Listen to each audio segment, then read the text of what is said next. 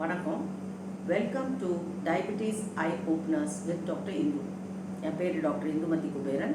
நான் மும்பையில் டயபெட்டாலஜிஸ்டாக ப்ராக்டிஸ் பண்ணுறேன். இந்த காணொலியோட நோக்கம் என்னென்னா, நாங்கள் டே டு டே ப்ராக்டிஸில் கற்றுக்கிற படிப்பினைகளை பொதுமக்களுக்கு சிம்பிள் லாங்குவேஜில் கொண்டு போய் சேர்க்குறது. இன்றைக்கி நான் பேச போகிறது பாலிஃபார்மசி இன் ஜீரியாட்ரிக்ஸ். ஸோ நான் ஒரு ஜீரியாட்ரிக் கேஸ் தான் இன்றைக்கி டிஸ்கஸ் பண்ண போகிறேன். நான் ஃபஸ்ட்டு வீடியோவிலே சொன்ன மாதிரி ஜீரியாட்ரிக் ஏஜ் குரூப்னா 65 வயதுக்கும் மேற்பட்டவர்கள். இவங்களுக்கு நடுத்தர வயசுலையோ இளம் வயதினருக்கோ கொடுக்கக்கூடிய மருந்துகளையோ கொடுக்கக்கூடிய டோஸ்களையோ கொடுக்க முடியாது. இவங்களுக்குன்னு ஒரு தனி வைத்திய முறை இருக்குது. அதை சொல்கிறதுக்கு தான் இந்த காணொளி. இவர் ஒரு 75 வயது முதியவர். இவர் டயபெட்டிஸ்க்காக மட்டும்தான் என்கிட்ட வருவார். ஆனால் அவருக்கு வேறு நிறைய கம்ப்ளைண்ட்ஸ் இருந்திருக்கு. நிறைய டாக்டர்ஸாக பார்த்துருக்காங்க. ஸோ ஒரு நாள் அவர் என்கிட்ட வந்தார். வேறு டாக்டர்ஸ்லாம் அந்த லாக்டவுனில் மூடி இருந்ததால் அந்த பெரியவர் ரொம்ப தடுமாறி என் கிளினிக்குள்ளே சொன்னார், இந்த மாதிரி டாக்டர் எனக்கு ரொம்ப மயக்கமாக வருது, 4 நாளாக மோஷனே போல அப்படின்னு சொன்னார். உடனே உங்கள் வீடு எங்கே சார் இருக்குது அப்படின்னோடனே பக்கத்தில் தான் இருக்குன்னொன்னே ஃபோன் பண்ணி அவங்க மருமகன் எல்லாரையும் வர சொன்னேன். அப்புறம் வீட்டில் இருக்க ஃபைல்ஸ் எல்லாத்தையும் தூக்கிட்டு வர சொன்னேன். வீட்டில் இருக்க ஃபைல்ஸ் தூக்கிட்டு வந்தாங்க, ஒரு 5-6 ஃபைல். ஸோ என்னோட ஃபைலை தவிர அவர்கிட்ட இருந்த ஃபைல், கண்டாக்டருக்கு போன ஃபைலு, நியூராலஜிஸ்ட் நரம்பு பிரச்சனைக்காக நரம்பு டாக்டர்கிட்ட போன ஃபைலு, ஆர்த்தோபெடிக் எலும்பு ப்ராப்ளத்துக்காக ஆர்த்தோபெடிக் கிட்ட போயிருக்காரு, நான் மயக்கத்துக்காக இஎன்டி கிட்ட போயிருக்காரு. அப்புறம் நான் திருப்பி அந்த மகளையும் மருமகனையும் அனுப்பிச்சு அவரோட டேப்லெட் பாக்ஸை எடுத்துகிட்டு வாங்க அப்படின்னு சொன்னேன். ஸோ டேப்லெட் பாக்ஸை எடுத்துகிட்டு வந்தாங்க. அதில் ரொம்ப ஷாக்கிங்காக இருந்தது அந்த டேப்லெட்லாம் என் டேபிள் மேலே பரப்புறதுக்கு கூட என் டேபிளில் இடம் இல்லை, அந்த அளவுக்கு டேப்லெட்ஸ். ஸோ எல்லாத்தையும் ஒன்றா பிரித்து என்னென்ன குரூப்புன்னு பார்க்கும்போது சுகர் மாத்திரை அது கரெக்டாக இருந்தது, சுகரும் கரெக்டாக இருந்தது. பிபி செக் பண்ணும்போது அவருக்கு ரொம்ப லோவாக இருந்தது, 100/54 தான் இருந்தது. அந்த வயசுக்காரங்களுக்குலாம், ஒரு 75 வயசுக்காரங்களுக்குலாம் ஒரு 120, 80, 130, 80 வச்சாதான் ரொம்ப நல்லது. ஸோ அதை நான் புரிஞ்சுக்கிட்டேன், அவருக்கு லோ பிபி ஆகிடுச்சுன்றதை புரிஞ்சுக்கிட்டேன். அப்புறம் ஆர்த்தோபெடிக் டாக்டர் கொடுத்ததை ஒரு பக்கம், நியூராலஜிஸ்ட் டாக்டர் கொடுத்தது ஒரு பக்கம், எல்லாத்தையும் தனித்தனியாக பிரித்து பார்க்கும்போது ரொம்ப ஷாக்கிங்காக எல்லாருமே, நான் ஒரு மல்டிவிட்டமின் எழுதியிருக்கேன், நியூராலஜிஸ்ட்டும் ஒரு மல்டிவிட்டமின் எழுதியிருக்காரு, ஆர்த்தோபெடிக்கும் கால்சியம் மல்டிவிட்டமின் எழுதியிருக்காரு.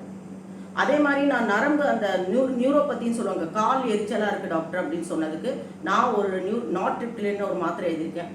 அதே தான் ஆர்த்தோபெடிக்கும் எழுதியிருக்காரு, அதே தான் நியூராலஜிஸ்ட்டும் எழுதியிருக்காரு.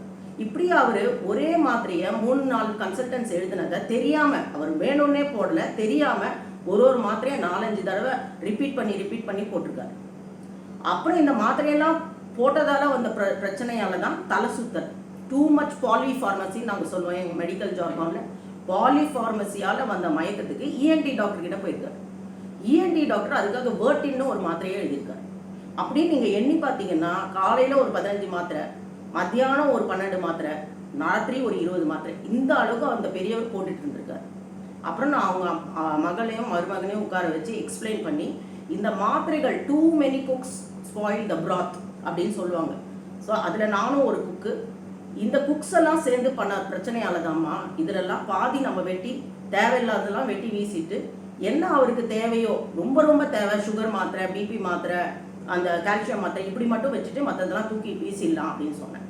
ஸோ அவங்களும் ஓகே டாக்டர், எங்கள் அப்பா அது ரொம்ப புலம்புவாங்க, ஐயோ எவ்வளோ சாப்பாடை விட நான் மாத்திரை தான் நிறைய சாப்பிட்றேன்னு சொல்லுவார், நீங்கள் கட் பண்ணுங்க அப்படின்னோன்னா ரெப்படேட்டிவாக இருந்த மாத்திரையெல்லாம் தூக்கி வீசிட்டு வெறும் அவருக்கு ரொம்ப தேவையான மாத்திரைகளை மட்டும் அவருக்கு நான் ஒரே ப்ரிஸ்கிரிப்ஷனில் எழுதி கொடுத்துட்டேன். அதாவது எல்லா டாக்டர்ஸும் எழுதி கொடுத்துற மருந்து மாத்திரைகளை ஒரே இதாக்கி ஒரே ப்ரிஸ்கிரிப்ஷனில் க்ளீனாக எழுதி கொடுத்துட்டேன். அதுவே ஒரு பெரிய லிஸ்ட்டாக தான் இருந்தது, ஒரு 12 மாத்திரை வந்துச்சு.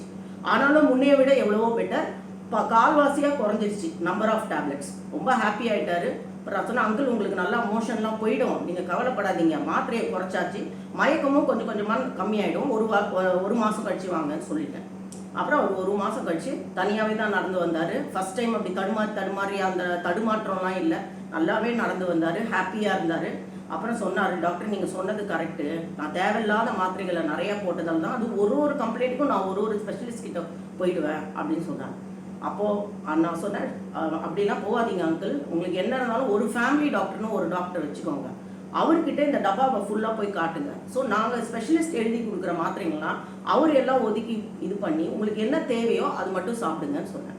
ஸோ இந்த கேஸ்லேருந்து நம்ம கற்றுக்கிற ஒரு டேக் ஹோம் மெசேஜ் என்னென்னா, வயசானவங்களுக்கு மோஸ்ட் ஆஃப் த ப்ராப்ளம்ஸ் வந்து இந்த பாலிஃபார்மசியால தான். ஸோ உங்கள் வீட்டில் இருக்க பெரியவங்களுக்காக ஒரு ஃபேமிலி டாக்டர், ஒரே டாக்டர், ஃபேமிலி டாக்டர், இல்லைன்னா ஒரு ஜீரியாட்ரிஷியன், இல்லைன்னா ஒரு ஃபிசிஷியன், இப்படி ஒரே டாக்டர் நம்பி நீங்கள் போங்க. நீங்கள் ஏதாவது ஸ்பெஷலிஸ்ட் கிட்ட காட்டினாலும் அந்த ஸ்பெஷலிஸ்ட் ஃபைலை போய் உங்கள் ஃபேமிலி டாக்டர்கிட்டயோ ஃபிசிஷியன் கிட்டேயோ காட்டி தேவையில்லாத மாத்திரைகள்லாம் நீக்கிட்டு தேவையான மாத்திரைகளை மட்டும் கொடுங்க. நன்றி, வணக்கம்.